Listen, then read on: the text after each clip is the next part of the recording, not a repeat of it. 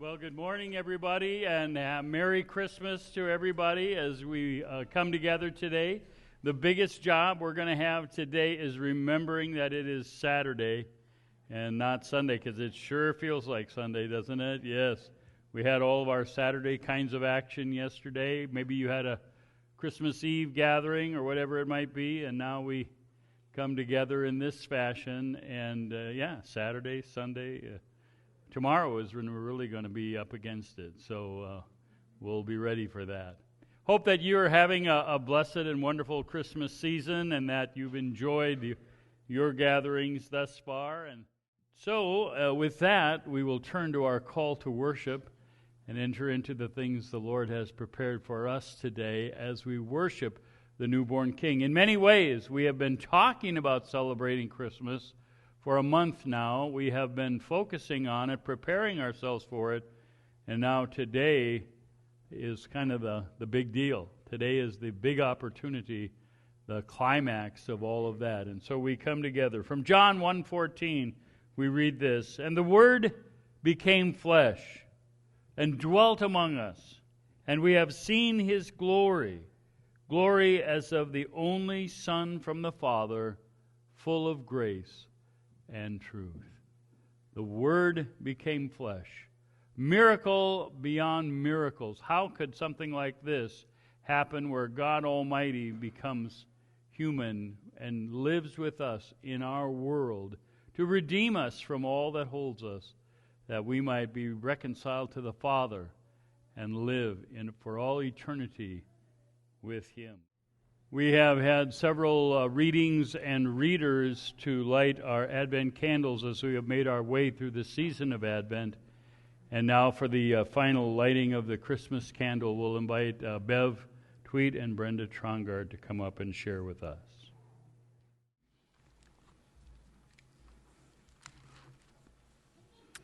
Psalm 36, 5 through 9. Your love, O Lord, reaches to the heavens, your faithfulness to the skies. Your righteousness is like the mighty mountains, your justice like the great deep. O Lord, you preserve both man and beast. How priceless is your unfailing love. Both high and low among men find refuge in the shadow of your wings. They feast on the abundance of your house. You give them drink from your river of delights. For with you is the fountain of life. In your light we see light.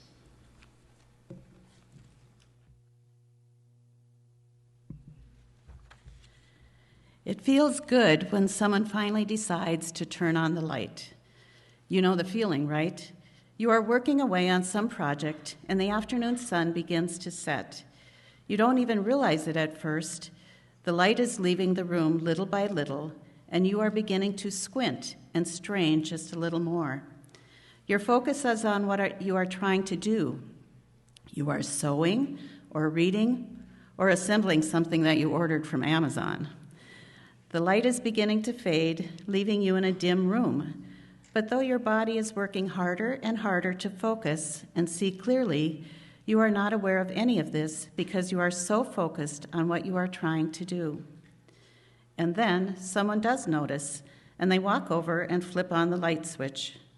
As soon as the room is bathed in this new light, your whole being suddenly relaxes. A sense of relief washes over you, and you immediately verbalize this change by saying, "Oh, wow, that's better."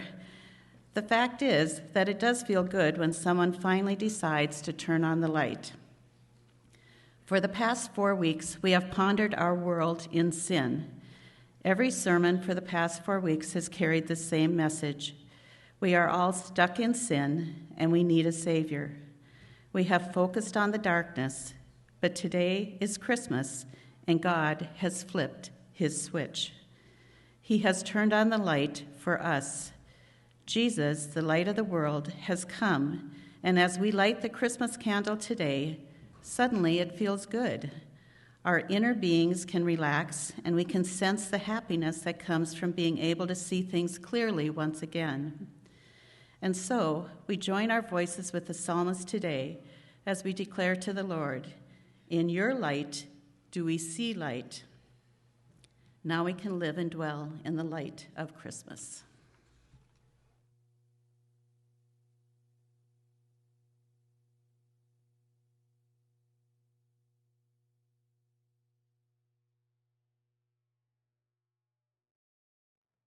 right.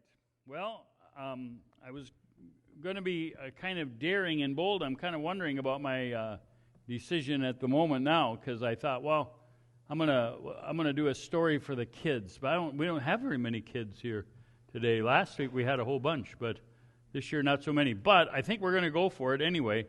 So I would like all the kids, and even some who are not really kids, but maybe a little older, to come on up. I want you to come right up here and sit in this spot right up here, okay?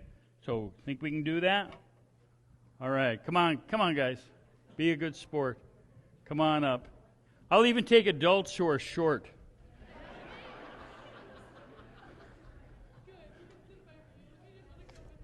There we go. Good job.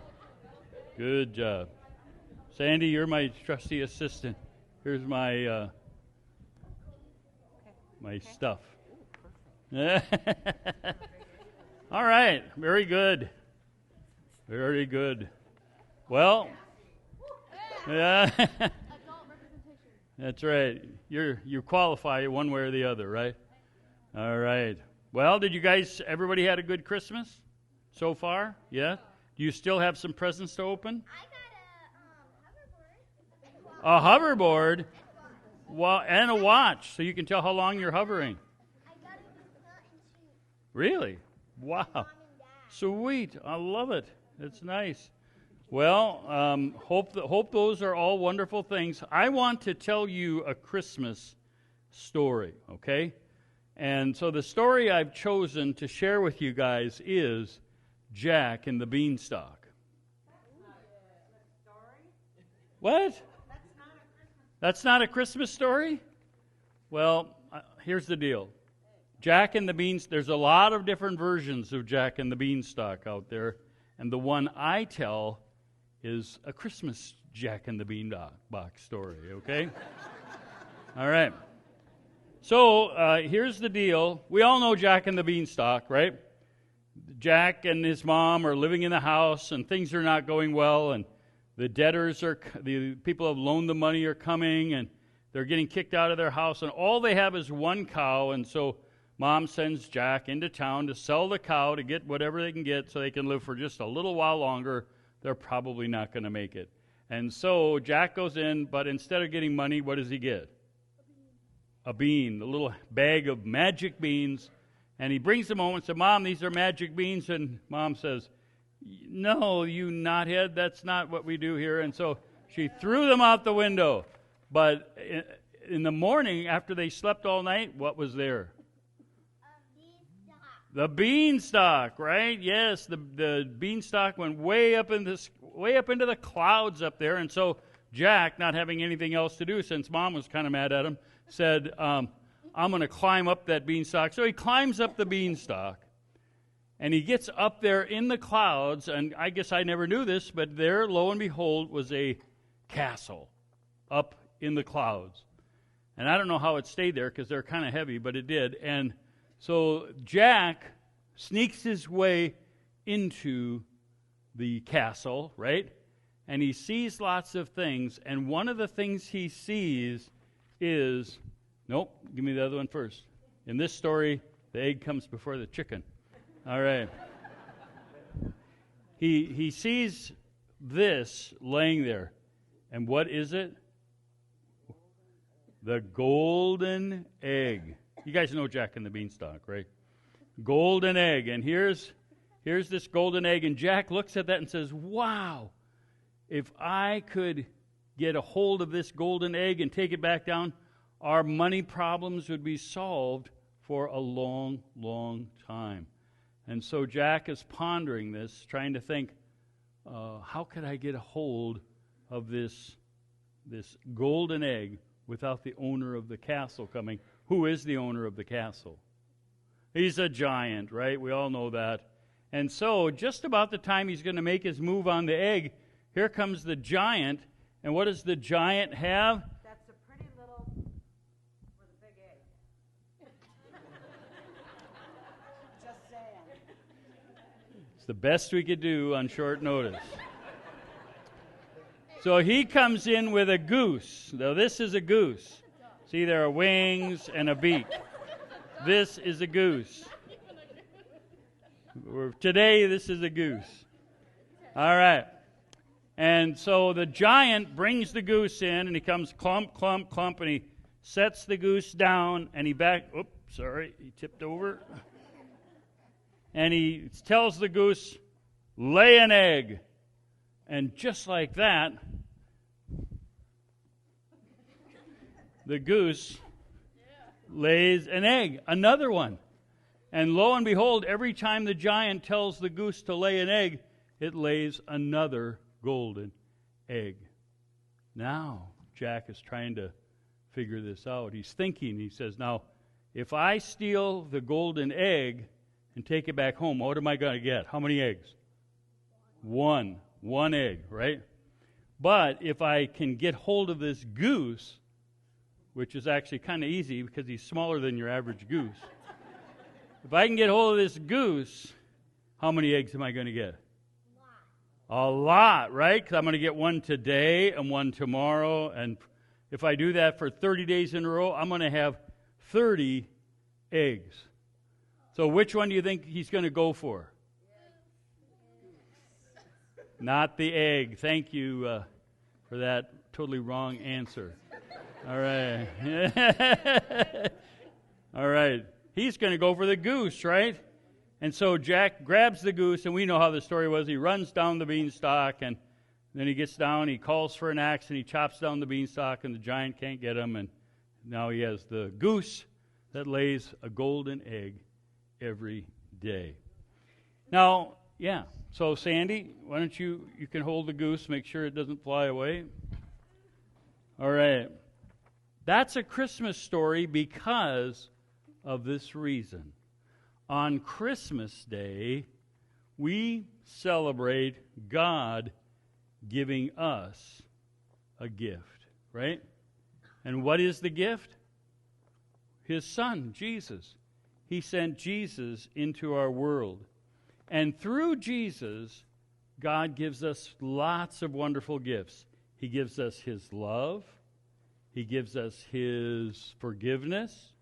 He gives us the promises of God, that God said, I promise you that I'm going to come and get you, take you to be with me someday, and you're going to live forever and ever and ever and ever in heaven, in the most beautiful place with God who loves you to the nth degree, okay? And so this is the gift that God gives. And we don't just get these gifts once. Jesus didn't just come and say, well, if you did something bad, I'm going to forgive you once, or I'm going to give you one promise that God has given. No.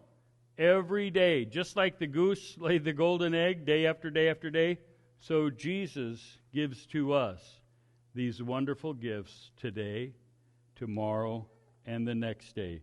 John 1:16 says this, from His fullness we have all received grace upon grace. And we could even say upon grace upon grace. So God sent His Son, and His Son keeps giving us the amazing gifts that come right to us from God for all eternity.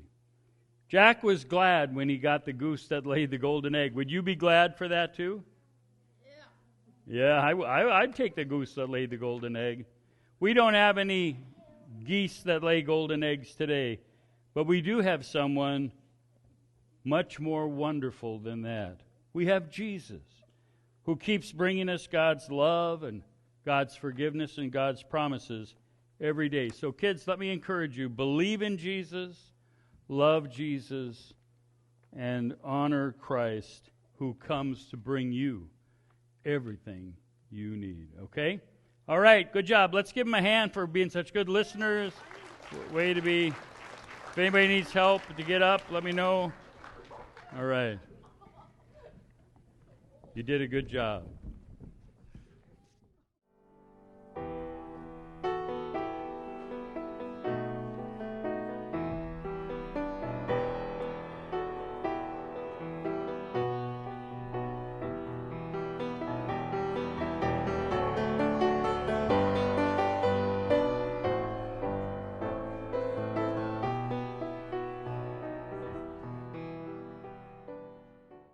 Let me invite you to take your Bibles this morning and open them with me to Matthew chapter 1.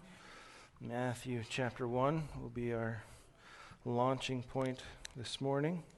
We've been looking at different characters from Jesus' genealogy during this Advent season.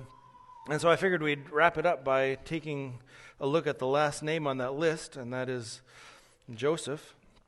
And so here we go. Matthew chapter 1. I'm going to begin reading in verse 18.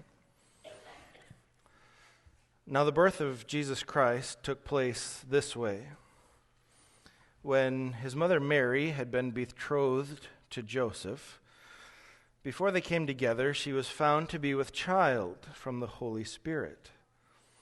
And her husband Joseph, being a just man and unwilling to put her to shame, resolved to divorce her quietly. But as he considered these things, behold, an angel of the Lord appeared to him in a dream, saying, Joseph, son of David, do not fear to take Mary as your wife, for that which is conceived in her is from the Holy Spirit. She will bear a son, and you shall call his name Jesus, for he will save his people from their sins. All this took place to fulfill what the Lord had spoken by the prophet. Behold, the virgin shall conceive and bear a son, and they shall call his name Emmanuel, which means God with us. When Joseph woke from sleep, he did as the angel of the Lord commanded him. He took his wife, but knew her not until she had given birth to a son, and he called his name Jesus. Would you pray with me? Heavenly Father, we come to you this glorious Christmas morning, grateful for your gift to us. So we worship you, we praise you, and now we look into your word asking for another gift, the gift of the ministry of the Holy Spirit in our hearts through the ministry of the word. We offer this request with great expectation, knowing that you are the God who gives freely, and you give in the name of the Lord Jesus Christ. Amen. Joseph is kind of an overlooked character in the Christmas story. I mean, he's always there in the nativity scene. He's always there in the Christmas program. Somebody has to play Joseph. But beyond that, we're never really quite sure exactly what to do with him. He's not Jesus' dad. In the Bible, Joseph doesn't say anything.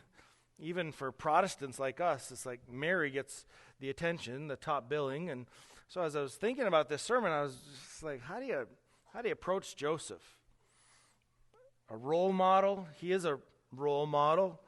He's a just man, but he's compassionate. He shoulders responsibility for his family. He protects his family. He's above all obedient to whatever God asks him to do. So, go out and be a Joseph-type person, and that'd be good. But, Christmas isn't really about us being good people. Christmas is about you and I being needy people. We need a Savior. So Christmas is about God and what God has done for us by sending the Lord Jesus Christ. Christmas is about our receiving gifts from God, not about our doing things for God as if he needed us. Because we're not the main characters in the Christmas drama. God is. And so I thought, well, let's just think about God and who God is and what he's done. The whole story of the world really tells us about God. God is the author of the story. Jesus Christ is the central character. And so the story of the world tells us about God. And every good story has conflict and princes and dragons and good guys and bad guys and battles and love and hate and betrayal and forgiveness and redemption, even resurrection. Good stories have resurrection. And the drama, the story of the world is really no different than that. And those dramas tell us something about the characters involved, and they tell us something about the author of the drama. And so that's kind of the angle I want to take with you this morning, just to look at Joseph's story and see what it tells us about the author of that story and the author of your story and mine, of course, as well. So 3 truths that the story of Joseph reveals about God. I just want you to know that I started with 5, and I hacked off 2 of them mercilessly and threw them away, and I took one of them, the 3 remaining, and cut that in half and mercilessly threw that one away. So if you complain about the sermon being long, it could have been so much longer because there's so much good stuff here. So, let me give you the first wonderful truth about God that the story of Joseph reveals, and that is this. What God does, God plans. What God does, God plans. When we start to think about God, it seems that the place that God wants us to start thinking is the beginning and the reality that God made everything. There is nothing that has been made that God did not make. And God did not just make the world and then pull his hands away and let the world go on its merry little way. God not only made the world exist, God keeps the world and you and I and everything in the world existing. And what that means for us is that nothing in this world, nothing in the universe, no matter how big or how small, happens that God is not aware of and that God is not in control over. Everything that happens because God does it or God allows it. And in some mysterious and admittedly sometimes troubling way, everything that happens was a part of God's plan from the very beginning. God is never in the lemonade business. You know what the lemonade business is? It's when you get a bunch of lemons and you try to do something positive with them. It's like, what on earth am I going to do with lemons? I don't know, make lemonade. That makes you sort of a good person. God doesn't do that. God isn't like, oh, great, I got all these lemons. What on earth am I going to do with them? God never is trying to figure out how to make the best of a bad situation, because even the bad situations in the world happen under God's watch. None of them take him by surprise.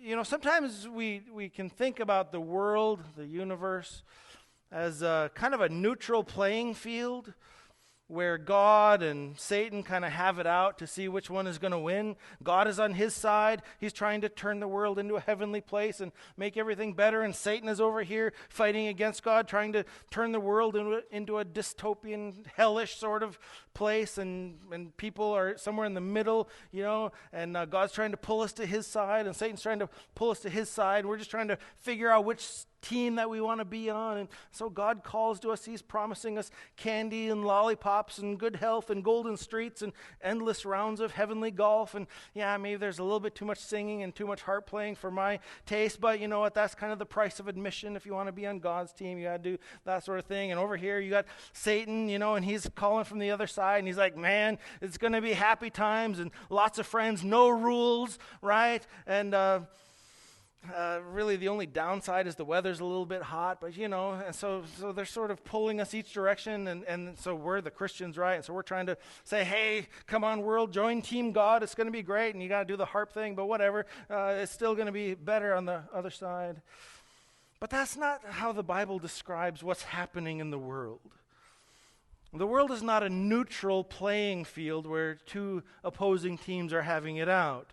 The world is God's playing field. And even though the world is full of evil, as you know and experience, God has not lost control over anything. The world is still God's world. And so Isaiah 46:10 tells us that God declares the end from the beginning, which means that everything that God does, God has planned to do from eternity past. God is never in a place where he is forced to do something. God is never reacting to things. God is proactive. Everything God does, God has always planned to do. And everything that happens because it's somehow a part of God's plan. And that means that Joseph's presence in the Christmas story is not an accident. And it's not incidental, and it's not trivial. It was planned. You'll notice that in the story of Mary and Joseph here in Matthew, God caused Mary to be pregnant after Mary and Joseph got betrothed or engaged. And that's not an insignificant detail. It's not a happy coincidence. That was part of God's plan, and part of God's plan for Joseph to be part of that story. It's part of God's plan for Joseph to be in Mary's life in a significant way before all the action started. It was always God's plan that his son be raised in a family with a mother and a father in it. But what part was Joseph going to play? Or maybe we could ask it this way: why Joseph? I'm just going to give you one reason. There's a lot of reasons why Joseph was in the story, but let me just give you one of them. And that was God put Joseph in the story so that Joseph could give Jesus his legal and royal rights to Israel's throne, because Joseph was not a random character. In Matthew 1:20, the angel calls Joseph the son of David. Luke tells us in chapter 2 that Joseph was of the house and lineage of David. Now, there's a little bit of a problem here. I mean, if Joseph is crown prince, right? Because no son of David was seated on Israel's throne. The closest Israel had to a king was a sort of puppet king the Roman Caesar put over Israel. His name was Herod, and Herod's roots trace back to Esau. And for the children of Jacob, there could be hardly a greater insult than to be ruled by a son of Esau. And Joseph was royalty, but he had no throne on which to sit. Joseph had no army to fight for him. Joseph didn't even have a populace that was loyal to him and to his cause. He didn't even have a cause. Israel, as a nation, was really utterly defeated and subject to other foreign powers and those wretched Herods. Joseph the king was a carpenter, but this carpenter held the rights to the throne. And then his fiancée gives birth to a son. Not his son, right? God's son, the angel said. And when the child is born, Joseph does something very significant. We don't think about this too often, but he does something really significant. So if you have your Bible, you look in verse 25 of Matthew chapter 1. And here's what it says at the end of verse 25. It says, he, Joseph, called his name Jesus. So, trivia time. Who named Jesus? Well, in the first place, God named Jesus. Through an angel, God told Joseph what to name the baby. You see that in verse 21, where the angel said she's going to bear a son, and you shall call his name Jesus, for he's going to save his people from their sins. But even there, the angel says, Joseph, you name this baby. Now, why does that matter? Well, here's why that matters. Here's why that's a big deal. In the Bible, one person naming another person or thing is a big deal. It's a big deal that Adam named the animals. It's a big deal that Adam named Eve. It meant that the animals belonged to Adam. It meant that Eve belonged to Adam. Sometimes guys will name their own wife, give her a special name. I hope you have that for your wife. You have a special name for her, a pet name. It's kind of a big deal. The Bible says in Revelation 2:17 that someday Jesus is going to give each and every one of his people a new name, a special name, a name that's just between the two of them. And what that means is Jesus has and is going to have a very close, very special, very individual, very personal relationship with each Christian. He's going to name them. Just like God in Isaiah 40:26 calls the stars by name. See, naming something establishes a relationship between the one doing the naming and the thing being named. Now, you know this if you have little kids and you decide to get chickens. Because when you get chickens, they're nothing but potential dinner. But if your kids start naming the chickens, they're not dinner anymore. They are off the table. They're family now. Right? That's the way that works. You can't eat a chicken that's been named. Well, some of you can, but you're cruel and heartless. When Joseph names Jesus, Joseph is claiming this baby as his own. Now, technically speaking, biologically speaking, this is not his baby. But Joseph obeys God and names Jesus, and when he does so, he takes Jesus to be his own, and really he gives Jesus the only truly valuable thing that he owned, his name and his heritage, his ancestry, his right to the throne. So when Joseph, the rightful heir to Israel's throne, names Jesus, Jesus becomes the heir to that throne. Jesus becomes the son of David in a very real and very legal way. And the Jewish people understood this somehow, it seems.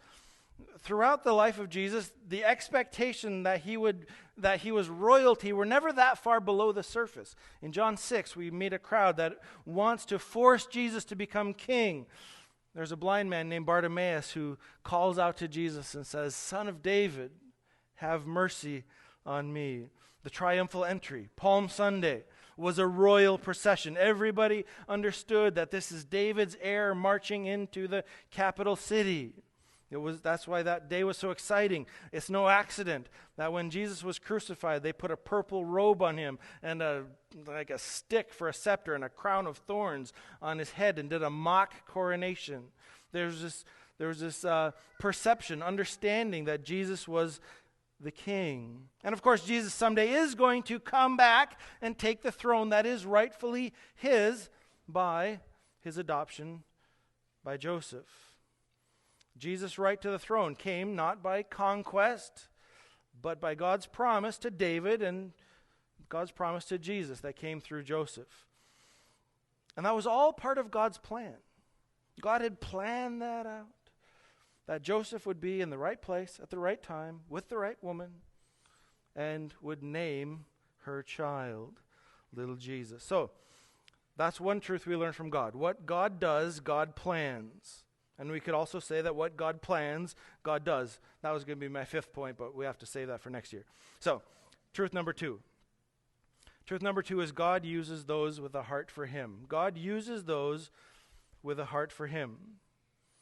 God almost always does what he does through the use of tools. And when God does, it's right to say that God does the thing and the tools that God uses do the thing too. Here's a for instance. I'm a carpenter, and I used to be a carpenter full time. And when I drove a lot of nails, millions of nails perhaps. But really, I didn't drive a single one with my bare hands. Every nail I drove, I used a hammer or a nail gun. And so my hammer has driven a lot of nails, and my nail gun has driven a lot of nails. But I did those things. I just used tools to do it. And God is like that.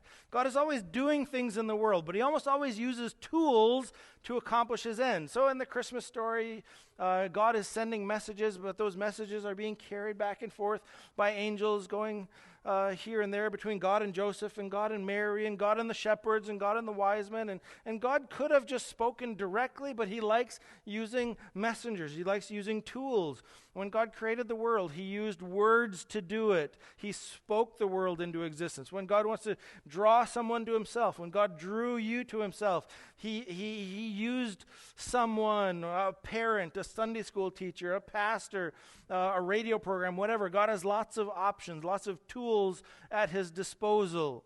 And in the Christmas story, God used Joseph, and God used Joseph mightily. And one of the reasons God used Joseph is that Joseph had a heart for God. Now, here's what we know about Joseph, even before God began to use him. A couple things. One is that Joseph is just. Joseph is a just man. So we're introduced to Joseph, and he's kind of in a moral quandary. His fiancée is pregnant, and he's not the father. And that's kind of a pickle. What's he going to do? Well, and so the Bible introduces Joseph in this quandary as a just man. And basically what that means is that Joseph knew God's word well enough to know what was right, and then he was just determined to do what was right. You could say it this way. Joseph had a moral compass that was calibrated to the word of God, and he just followed it. You could always trust Joseph to do what was right. And so as he processed this dilemma that he was in, he was going to do what's right. And that's actually a very rare and valuable quality, because doing the right thing is almost never easier than doing the wrong thing. It's always, I think, it's always easier to do the wrong thing than the right one. It's easier to quit than to persevere. It's easier to lie than tell the truth. It's easier to give in to temptation than to resist it. It's easier to get angry than to stay calm. It's easier to react than to respond. It's easier to to emote than to process things. So the right thing is rarely the easy thing. And that's why we admire men like Joseph. They just do the right thing, and that's a rare and valuable quality. Joseph was a just man. He was honorable. He was a man of integrity. And so when Joseph was in this difficult spot, kind of a tricky spot, he didn't ask, what's the easiest thing to do right here? He didn't even ask, I wonder what would make the least amount of my friends unhappy with me. And Joseph would just ask, what's the right thing to do? And that's the kind of person God loves to use. Joseph-like people, self-controlled, trustworthy, willing to shoulder heavy responsibilities, take them seriously, careful students of the Word of God, committed first and foremost to doing what is right. Joseph was that kind of person. But there's something else that we learn about Joseph that made him a wonderful tool in God's hands, and that he's merciful. He was resolved to do the right thing, but he was resolved to do something else. The Bible says that he was unwilling to put Mary to shame. And it's actually for that reason that Joseph, the Bible says, resolved to divorce Mary quietly. Half a century ago, unwed pregnancy was quite scandalous here in the States. Not so much anymore. It was really, really scandalous in first century Judaism. And God has not explained Mary's situation to Joseph yet. There's no evidence here that Mary has explained her situation to Joseph, which means that when Joseph determined to protect Mary's dignity as much as possible, he did so almost certainly thinking that she had been sexually unfaithful to him, but he wanted to be kind to her anyway, which is really a remarkable thing. And that's just who Joseph was. The easy thing, I think the thing that Joseph might have been tempted to do, was to drag Mary before the entire village and show them her baby bump and say, I didn't do this. I just want you to know I didn't do this. It's her fault, not mine.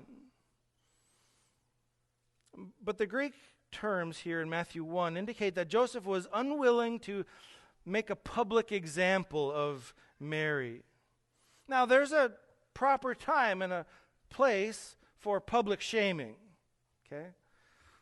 Jesus does public shaming in Colossians 2:15. Paul says that Jesus disarmed the rulers and authorities and put them to open shame. Jesus publicly embarrassed the devil and all his hosts. And isn't that fun? I think that's kind of fun. Good for Jesus. We worship a God who doesn't mind publicly shaming the devil. I like that. In 1 Timothy, Paul says that sinning elders need to be rebuked publicly because public shaming acts as a deterrent. I don't want to be publicly dressed down, so it kind of keeps me behaving myself. But it is kind of fun to see your enemies get publicly shamed. It's just no fun to go through it yourself, right? We have public shaming rituals today. Most of us have been influenced by them in one way or another. They mostly happen on social media. You get a mob of moral zealots who find someone saying something that they hate, and so they all get together and broadcast the name of this person and their offense far and wide, or even in our age of censorship now, you can post something and your social media company will put a sticker on it that says, this person's kind of nuts. What they're telling you is kind of stupid, right? Or something like that. And then all your friends are looking at your stuff and it's stuck on your thing that you're spreading stupid stuff. And so that's a way to try to publicly shame someone. Joseph had every right to put Mary through a public shaming. He could have got on Facebook and posted about what a dirty, rotten so-and-so she was, a traitor and a harlot and so on and so on. You can imagine how that might have gone down. But that's not who Joseph was. He was a just man, but he was merciful. He wanted to protect Mary. And this is the kind of person that God uses. People of strong conviction, determined to do what's right, no matter the cost. But people are merciful, kind, and gracious. We should aspire to that. There's something in the world that everyone wants, okay? And what everybody wants and can't live without is meaning to life. If you or if I feel like our life is meaningless, we begin to hate our life, and we begin to hate everything, and the person who hates his life will hate everything in it and everyone else in it. Because you and I can't live without some sort of meaning to life. And so let me suggest something to you this morning, because you're looking for meaning to your life, and you want your life to matter, and I want my life to matter. So let me suggest something to you. There's no greater satisfaction, there's no greater meaning to life than being powerfully used by God. However God uses you. God uses some people to be pastors and missionaries, yes, to be school teachers, nurses, and tradesmen. God uses some people to be moms and writers, whatever. And Joseph was called by God to be what? Well, basically a carpenter and a dad. And other than a few really exciting years around Jesus' birth, Joseph's life was probably pretty ordinary. He didn't write a book of the Bible. He didn't make influential speeches. He worked construction and he raised his family. But he put himself in a position for God to use him mightily. And God did, because God uses those with a heart for him. So look, if you want to have a life with some meaning to it, put yourself in a position to be truly and mightily used by God. Commit to being just, honorable, always can be trusted to do what's right, to be merciful and kind and gracious, and then just let God do with you what he will, and that'll be quite the journey. That's 2. Number 3, truth about God. Our present comfort is not God's top priority. Our present comfort is not God's top priority. God is at work in the world, and I just want you to know that God's plans trump yours every time. Are you okay with that? If God's plans make you uncomfortable, God is okay with that. Do you know that God can use us mightily and at the same time allow us to be hurt terribly? God spoke through the prophet Jeremiah and let him be thrown in a mud pit. God spoke through Stephen and let him be stoned to death. God used the Apostle Paul and allowed him to be beaten, imprisoned, shipwrecked, and on top of that, inflicted with some sort of chronic satanic affliction. And if we're going to be used by God, we'd better expect some significant discomfort along the way, because our present comfort is not God's top priority.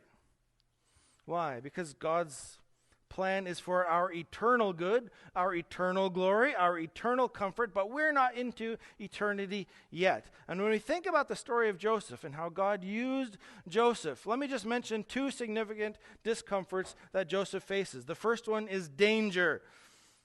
Danger.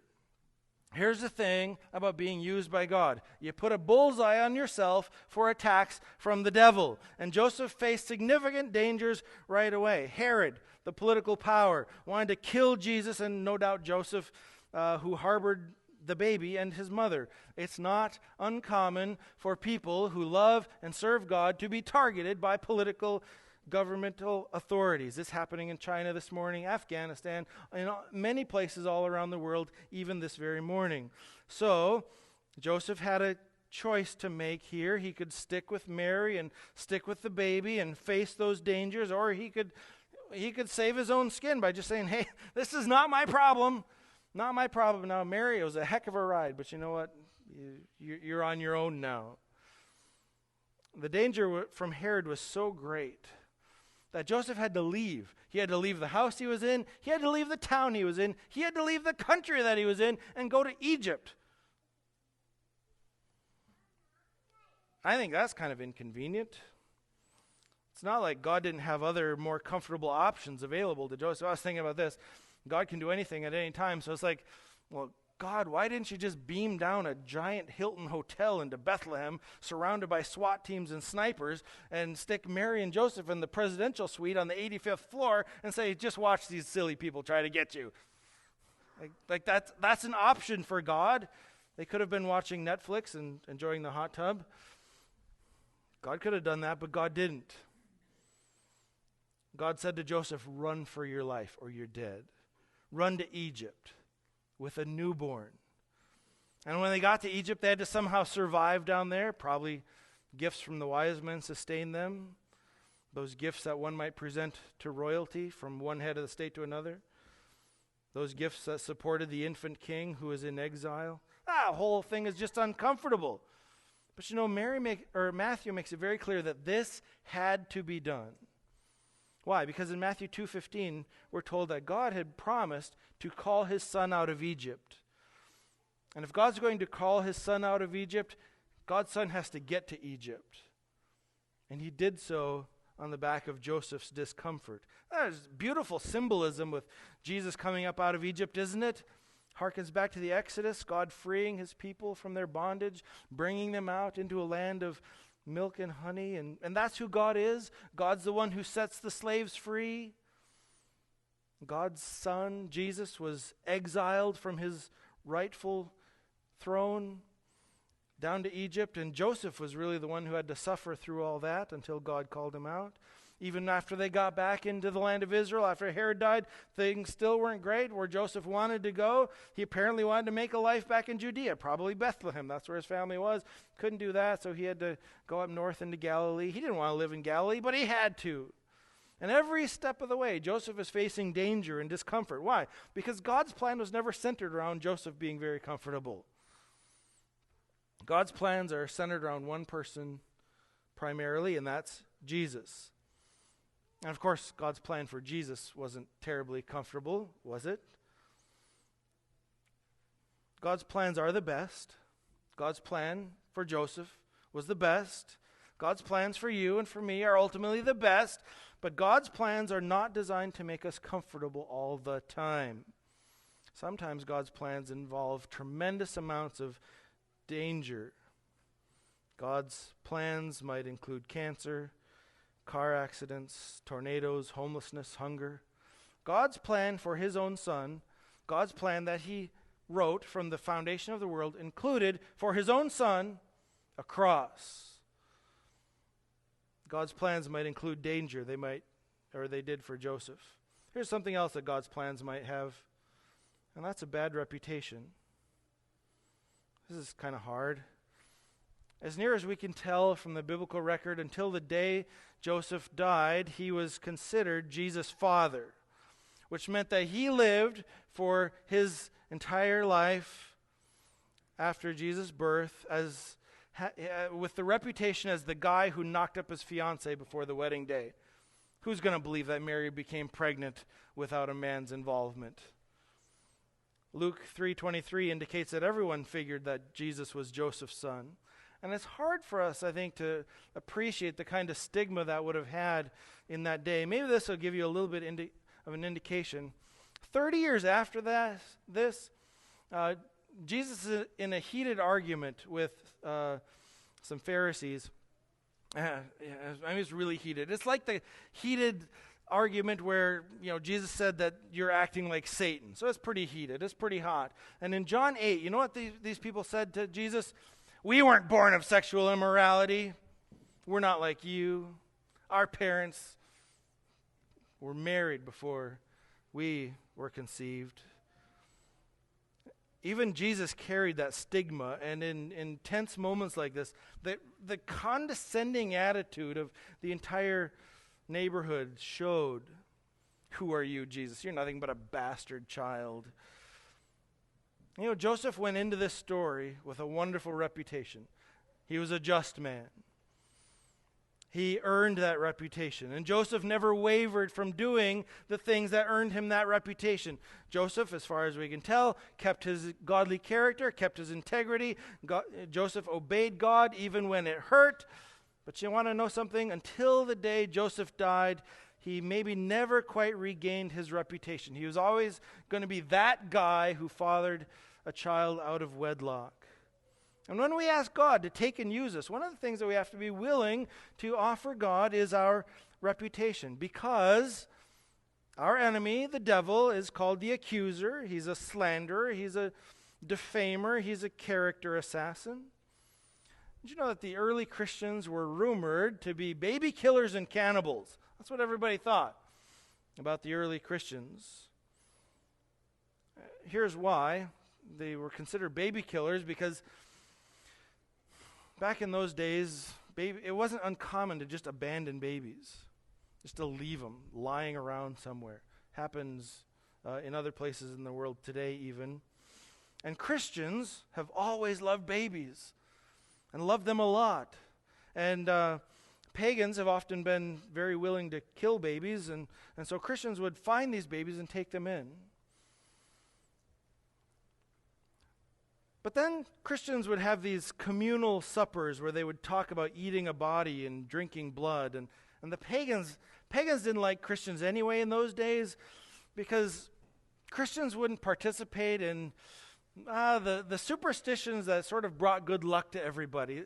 Like when they sit down to eat a big feast, people would pour out a little bit of their wine out on the table, just kind of as an offering to the gods. And Christians wouldn't do that. Okay, they wouldn't do a little bit of incense. They didn't knock on wood, maybe. And so Christians weren't participating in these superstitious rituals that the pagans did. And so the pagans were like, what do? They go and eat body and drink blood. And they're collecting all these babies. I bet they're eating the babies. And that was their reputation. Cannibals and baby killers. It wasn't true. They didn't deserve that reputation, but that's what happened. And sometimes doing the right thing will ruin your reputation. Sometimes God will put you in a place where you can obey God or you can keep your reputation, but you can't do both. And so Jesus said in the Sermon on the Mount, "Blessed are you when others utter all kinds of evil against you falsely on my account." You can't control what other people say about you. And it's not right for us to let our actions be directed by how other people are going to react instead of being directed by right and wrong. We should always ask what is right long before we ask, what are other people going to say? Who cares? What's right? That's the first question. When I was a boy, my dad drilled into my head. He said, "Son, you guard your character and let God take care of your reputation." That was such good advice. Just do what's right. Let God take care of that other stuff. You know, sometimes God is going to let our reputation suffer as we serve him. And you know what? We have to be okay with that. We just do. Our task is to serve Christ, obey God's word, let the chips fall where they may. Joseph was good at this. However uncomfortable, however difficult it is to have a bad reputation, and it stinks, I know. But our present comfort is not God's top priority. In the end, God works it out. But if we're going to serve him today, you better expect some discomfort. Well, let's wrap this up. Joseph is kind of the man of the hour, first Christmas. But you know, after Matthew 1 and 2, Joseph just kind of fades away, fades into history without a trace. It seems likely that Joseph died before Jesus started his public ministry. Almost certainly he's dead by the time of the resurrection. But for whatever reason, do you notice that none of the 4 gospel authors thought it was worth mentioning that Joseph died? Like, wouldn't that be a big deal? Not to them. It's just like, where'd Joseph go? I don't know. You search the traditions. Where'd Joseph go? Nothing really shows up. Joseph just disappears. But remember, the story isn't about Joseph, is it? Ultimately, it's about God. The story is about God. The story is about God's work in the world. Joseph got to be a part of that story. It wasn't an easy part. It's a glorious part. It's a part for which God prepared him so well. And God has prepared you and me a part in his story, if we'll take it. It's not easy to be the kind of person God uses. God is going to put us through difficult, trying times. Our reputation might get demolished, but you know what? The story is about Jesus anyway, not about us. Jesus is the hero. We entrust ourselves to him. We are people of faith. We trust Jesus with everything. We trust him with our eternal soul. We can trust him with everything else. And if we do that, he'll make the end of the story a glorious one, because that's what God planned to do, because God plans everything that he does, and what he has in mind for you and me is glory unspeakable to those who are faithful and serve him. All right? Heavenly Father, thank you for Joseph, this wonderful man who did what was right, obeyed you, went where you said to go, did so without questioning, who faced danger, who felt the pain of false accusations over many years. Lord, help us to trust you. Help us to trust your plans. Help us to by faith, put ourselves in a place to be used by you. And Father, help us to remember that our present comfort is not your top priority. Your top priority is to glorify Christ and to work together a beautiful future in eternity, and you're allowing some dark and ugly pieces to be used and put in that puzzle right now. But we trust you. Help us to trust you even more. Thank you for sending Christ, this token that reminds us that you are at work and you are wrapping up all things in Christ. We look forward to that day. Keep us faithful until then. We pray this in Jesus' name. Amen.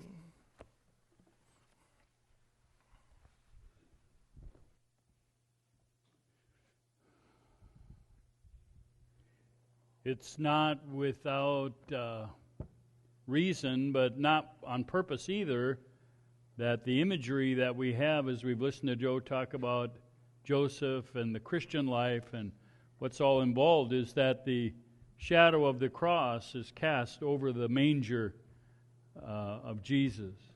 That when Jesus came, the cross was always in view.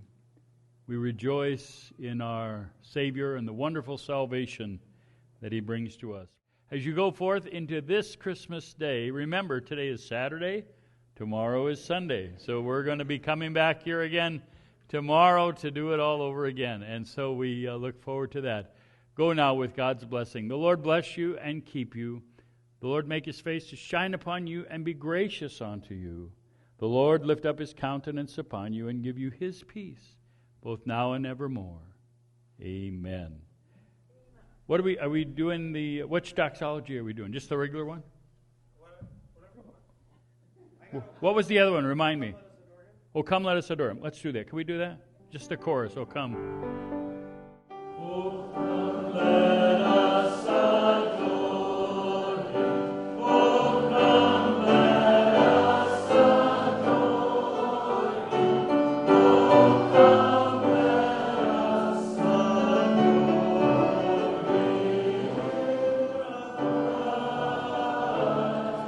adore Him. Lord, have a great Christmas day, everybody. The Lord bless you.